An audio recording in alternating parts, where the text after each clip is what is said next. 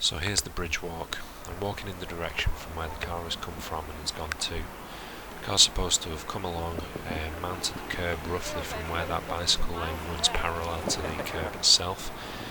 What I did is I took some pictures of the curb itself because it is a bit damaged, but as you can see on the close-ups, it's certainly not damage that's been caused any time recently. You can see the concrete that's been filled in there. So it was just to show really that the curbs themselves, they're not in great shape as it is anyway, but just to throw out that possibility that the car had caused that damage. So we carry on walking up and the first people get hit. This is Mr. and Mrs. Cochrane. They've been hit here, which is where the postcards were. You've seen the picture where the postcards are lying on the ground, and that's the souvenir shop that faces it. I'll talk about that in another video. No blood that you can see on the floor there, and likewise with Mr. Cochrane on his little spot where his flowers are, there's no blood marks or traces that there were some at all. Now the reason I'm pointing on the floor mainly is so that you can see that there just doesn't seem to be any sort of markings from any tyres, people, scuffs, dents, dings, nothing at all. And that seems to be a concern all the way across this bridge. There doesn't seem to be anything like that, and no evidence of a car coming through. So whilst I was walking along, I thought I'd look to my right just to see what was going on that side of the road, because question, how did nobody on the other side, because it's just as busy, how did they not see anything? And that seems to be a concern which I'll touch upon later. The other thing we've got is this sign here. This sign was standing at the time as per this video. You can see in the background there that the sign is still standing, so that must mean that the car has gone through that gap without touching it, and as you can see it's not exactly the widest of gaps either. I just want to point out that obviously I can't use the pictures that were in the paper showing the people on the ground in fear of obviously this video being removed, but for the most part I assume that you have seen them. They're very difficult to really pinpoint whereabouts these were actually lying on the ground at the time, but the main part to take from this is that this bridge is a busy bridge. There's a lot of things going on, you can see that there's plenty of people walking in both directions, and according to the story he's managed to hit, well he's supposed to have hit 50, yet the videos will show and there's only between 5 to 10 people tops lying on the ground. And that's including Mr. and Mrs. Cochrane, who I don't think were actually anywhere near the car at the time. One of my other problems with Mr. and Mrs. Cochrane is that if he has mounted the curb where he says he has, how's he managed to build up enough speed to hit them? He's managed to hit one, causing some serious damage to her, and killing the other within a metre or two of just mounting the curb. I mean, how fast was he going when he hit them? I don't see that he can build up that sort of speed whilst mounting the curb at the same time, but without damaging the curb itself. One other thing just to quickly point out is how slow traffic moves in London. I mean, as you can see from the buses that are passing me, they're not exactly going very fast, yet Aisha Fraid has managed to be hit by a car and be run over by a London bus, not going over just one wheel but two. How fast or how slow was this bus going to not react to her whatsoever?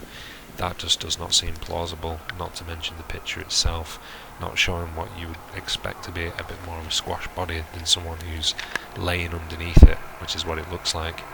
Now this next bit is important because the layout of the road is changing. You've got the cycle lane which is getting wider, whilst the pedestrians are getting closer to what I can only describe as like a metal filter. You'll see in a second as we get near it anyway, but the point I'm making is that as the cycle lane gets wider, the driver must have been forced from the pavement onto the cycle path, so as you can see he's going to be straddling those two lanes as he goes down. So we'll see in a second that he's going to be forced to go down the cycle path, mainly because of the thing that's upcoming for these pedestrians. And as you can see it's getting busy, and the reason is that the metal single file filter thing that they've got there is obviously making everybody bunch up, which if a car was coming, the bulk of his victims should be coming from here, but they don't seem to be. But anyway, my impatience from waiting and hanging around from people means I would just walk on the road. I mean, the cyclists, there's not actually that many surprisingly going down that bit. But anyway, so you walk along and you can see that the car is forced to go down that path there, just off to the right. We'll come back to this in just a second, because as you're walking along, you go through the pedestrian filter thing, and you've got Big Ben just to your left there. I'm just about to speed up the camera because the missus was caught up in all those people, so I had to wait for it to catch up.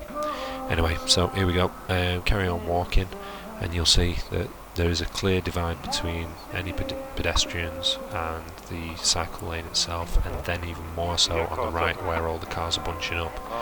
But as you come along, look at these 3 cameras that are sticking out the wall. So we've got one there, and then the third one just along. Now they're all pointing outwards. They would capture this, there's no doubt about that. They are sticking out, looking at either the pedestrian bit or just beyond it, so there is no doubt about that. So again, you walk along here and we're getting closer to where the car has then crashed. And my biggest concern with this is the road layout. You can see that the traffic and the bicycle lane is separated by a curb. Now this curb has just a slight slant on it, it's not a fully right angle curb, but the point is that he's managed to drive at speed and take a sharp left in order to then crash into that wall there. You can see from the close-ups that the damage is fairly minimal. I mean, this car was supposed to be going 50 miles an hour according to Wikipedia, 76 miles an hour according to the Daily Mail, but you can see a car coming down there is never going to make that left-hand turn without either A, causing damage to the curbs, or not finishing up as per the picture. Google Maps won't give you this perspective, so I hope you can see what I mean by this. You can see that there doesn't seem to be any markings on either the curb nearest to the road or the curbs that he's supposed to have mounted.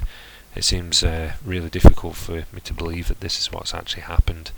Anyway, whilst I was looking on the bridge, I spotted one of these cards that says "Stay strong and make them wonder why we're still smiling." They might be still smiling because they're laughing all the way to the bank with this one.